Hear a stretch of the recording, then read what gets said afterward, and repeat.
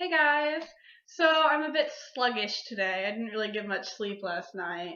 It was ridiculously hot in my room, so I ended up coming down and sleeping on this couch at about 1:30 or 2, and I still didn't sleep that great.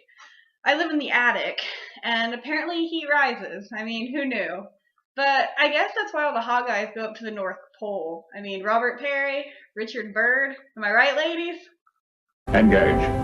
So remember like 3 weeks ago when I put up my last video and I was like, guys, I'm gonna have plenty of time to make videos this month. I'm only taking one class. I'm not gonna have anything going on. Wrong. I have been in lab literally every single day this month except for Sunday, which was 3 days ago. I got my first day off and it's been hellish.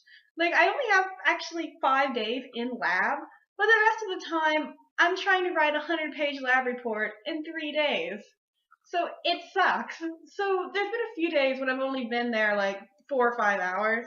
So I would have had time to film, but by the time I got home I was just so dead anyway. Like I haven't really had a chance to actually make a good video, and I wanted to, actually put a little bit of time into it.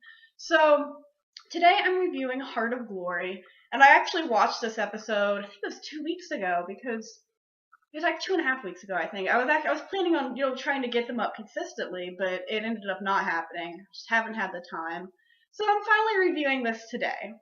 This episode is interesting because it's the first episode to introduce the Klingons. I mean, with the exception of Worf, it's the first time we actually see the Klingons in The Next Generation. So it starts out with the Enterprise detecting a battle in the neutral zone. So they go over there and they find this heavily damaged freighter. They go on board and they find 3 Klingon soldiers. So they bring the Klingons back. It's their Commander Chorus and then 2 other Klingons. One of them ends up dying in sickbay right after the battle, but 2 of them survive.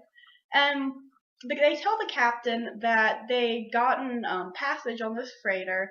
They were attacked by Ferengi, and then the captain let them take control because they were Klingons and they're better at battle. And then they killed the Ferengi, and they've been adrift ever since that happened. And their story is kind of sketchy because it doesn't really make sense. And so they befriend Worf, and them and Worf are spending time together because Worf hasn't seen Klingons in who knows how long. And they tell Worf that what they actually did was commandeered this freighter, and then a Klingon battle cruiser was sent to bring them back because they're escaped criminals. Well, they're not really escaped criminals. It's more that they're trying to restart a war. So the Klingons were trying to bring them back to prevent them from doing that so they could execute them. And they destroyed the Klingon freighter. And they tell Worf this, and they want Worf's help taking over the Enterprise so that they can go throughout the galaxy rampaging and plundering and doing awesome, heroic Klingon things. And then another Klingon cruiser shows up and tells the captain, these men are criminals, you have to give them back to us. The captain's like, okay, we'll do that, prime directive and all that. And they're going to get them, and Worf is with them. So they have this intense moment where they're not really sure if Worf is with them or with the Klingons. Then they end up putting the Klingons in, locked in their quarters. The Klingons end up escaping. One of them gets killed. The Commander Chorus makes it to engineering, and then him and Worf have this final epic standoff where Worf kills him, and then it ends. And I mean, the main thing I like about this episode, sorry, I get in the habit of doing all these hand gestures. I feel like it has to be so annoying, but it's the only way I can actually try to connect with you guys since you're not here. But anyway, what I like about this episode is that we actually get to see Klingons for the first time. I mean, we've had Worf around, which was interesting because, I mean, obviously he looks completely different than Klingons did, at least in the original series. I mean, in the original movies, they were starting to get, the face ridges and stuff, but this is the first time we've actually, seen a Klingon since then. But Worf hasn't really had a big part in the series. I mean, if you think about it, he's really a minor character. I mean, at least until he becomes Chief of Security, he's just kind of there. He doesn't really have a big role on the Enterprise. He's sort of like Geordi. He's just kind of there. He's a character, but they don't really focus on him a ton. And he doesn't have a defined role that would give him actual episode time. So it's interesting because we get to see Klingon culture for the first time because we get the 3 Klingons on board the Enterprise. We get to see how they interact with Worf, and at one point they're talking to him and they're kind of goading him and mocking him and saying, oh, you've become soft, you've joined Starfleet, you live with the humans, you don't know what it means to be a Klingon. He's like, I'm still a Klingon, I still feel the beat of battle in my veins, or whatever. And they're like, oh, okay, you're still a Klingon. But it was kind of interesting, that conversation, because they were saying what makes Klingons different, and how it's not, well, kind of like bloodlust, but more like a thirst for battle and like heroicness, and not just living the soft life of Starfleet. And it was interesting because we see that Klingons haven't really changed a ton since the original series. They've made peace with the Federation, obviously, but they still have that thirst for battle. And it's kind of starting to move towards they're more of like the warrior hero types, as opposed to kind of like conniving people that they were in the original series. It's kind of transitioning them into who they will be in the Next Generation and through like Deep Space Nine, Voyager, and all that. So I found that interesting because we are starting to see build up of the new face of the Klingons.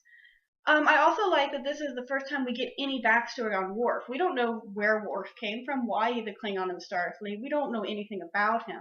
This is the first time they bring up like the Romulan attack on Khitomer, which, you know, obviously plays a big part because that's when they made peace with the Federation.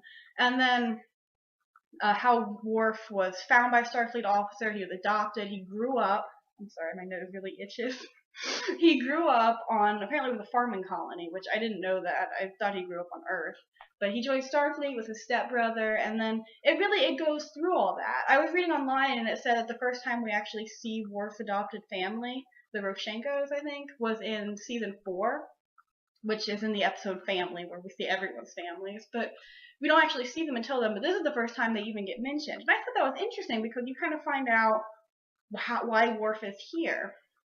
And, well, the main thing that bothered me about this episode kind of goes along with that, because, I mean, we don't really know a ton about Worf. But apparently, like, Captain Picard doesn't either, because at one point, Worf is giving Commander Chorus and the other Klingon a tour of the Enterprise, and they're just in some random hallway, like in front of a turbo lift or something, and that's when Picard finds out that these people are wanted criminals. So he sends Tasha and a security team of like 4 or 5 guys out to get him. And he knows that Worf is with them, and he says something that he doesn't know whether or not Worf is going to be with the Klingons or with him. Because Tasha says, like, you don't really think that he would side with them, and Picard's like, at this point I don't think we can assume anything. And that kind of bothered me, because normally Picard places such trust in all of his officers. I mean, especially someone who's like, what is he, the assistant chief of security or something? And I mean, he goes with them on away missions. He's had their life in his hands, and they've had his life in their hands. And it just bothered me that Picard doesn't really seem to trust him just because he's met other Klingons for the first time. I mean, obviously Worf isn't going to betray the Enterprise. And the entire episode, it was kind of hinting at that, because Chorus kept trying to convince him to help him take over the Enterprise, and then he shows Chorus engineering. At the end, you have a standoff between him and Chorus where he kills him. But at no point do I think that Worf's loyalties were genuinely wavering. I think he enjoyed being able to see the Klingons. I think maybe he was a little bit tempted, just hypothetically, like, yeah, it would be nice to live among Klingons again, but I don't think he ever considered betraying the Enterprise. He has too much honor for that, and he's Worf. He's not going to betray them. And it just kind of bothered me that Picard seemed to not know him so, like, to such an extent that he genuinely thought that he might betray them. And that just seems out of character for Picard, and obviously it would be out of character for Worf to do something like that. So, I don't know, that's something that bothered me about this episode, because the entire thing just seemed kind of forced. Because, I mean, it was nice to see the Klingons, but I think that they could have made a better way for Worf to bond with them than by it trying to hint that he was going to go over their side the entire time, when he ended up not at all. That's really. Oh wait, there's another thing actually. Before I start my little awkward wind down thing that I do for every single episode, at the very beginning, when they send the away team over to the damaged freighter to see if there's any survivors, I think it's Data, Riker, and Geordi who go, and they do this thing where they attach like a thing to Geordi's visor so they can project what he sees from his visor onto the main screen on the bridge. And they're doing that for a little bit, and it's kind of interesting because you get to see what Geordi can see, and Picard is just absolutely fascinated by this. He's like, yeah, now look over there. Okay, now turn to the left. Okay, what's that? And like Geordi's just like a camera. He's like, oh, that's Commander Riker. Like no one else can apparently distinguish the hand motions. I'm sorry, but apparently no one else can distinguish like what Geordi's seeing, and apparently he sees like some sort of like halo or aura around Data because he's an android, which confirms my suspicion that Geordi's in love with Data. No, I'm kidding. But if he sees all this weird stuff, and Picard's just absolutely fascinated by it. Like, I'm beginning to understand him a bit. But it was kind of interesting because it's the first time you actually get to see what Geordi sees through his visor, which it seems like an entirely, like, I feel like if they're like 300 years in the future, I think that they could have a better technology or have a better system for letting someone see than just like stick this visor on their head. And he doesn't see like a normal person. He sees like a broader spectrum, which can be good, but what he does see is like really, it's all like really like bright like neon colors and it's really hard to make out, which is kind of interesting. But realistically, because this is Star Trek, I feel like they could have made something a little bit better. But it was kind of cool because you never again, I don't think, get to see through the visor. So I thought that was an interesting idea. Also, apparently they don't have cameras in the future because I feel like they could just as easily like attach a camera like to their little communicator badge and be like, sorry, my nose, and be like, this is what we're seeing, instead of putting this big thing in Geordi's visor so that you don't even see like a normal person. You're seeing what Geordi sees, which is apparently impossible for a non-visored person to make out. Like, just stick a camera in the little thing. So it's so much easier. But that's my rant for the day. Sorry. That's really all there is for this episode. There isn't a ton to it. It could have been a really good episode, I think. Instead, it's just a halfway decent episode. The concept was good. I love that they're finally focusing on Worf and that we're getting to see Klingons and it's opening up this whole new side to Star Trek that they're going to explore a lot later on. But it's just the whole plot line just seemed kind of forced, I guess. But anyway, I'm glad that I finally filmed this because I did watch this episode at least like 2.5 weeks ago, I think. It was right after I filmed the last episode, so whenever that was. Sorry, everything's running together. I've literally been in lab 9 hours a day, pretty much every day this month. I think Chef is like a few days where it's there for like 4 hours, and literally the days are completely running together. But oh yeah, before I go, I'm leaving for the beach on Saturday, so I probably won't be able to get another video up for about a week and a half because I don't think I'll film at the beach. I'm just not gonna do that. I love the beach too much to spend like an hour and a half doing this. But a week and a half, I will be home. I'll be starting my internship for the summer, so hopefully I'll have more videos coming up then. And hopefully I'll have some pictures from the beach or something to show you guys. So thanks for watching, and I'll see you next time. 2 things.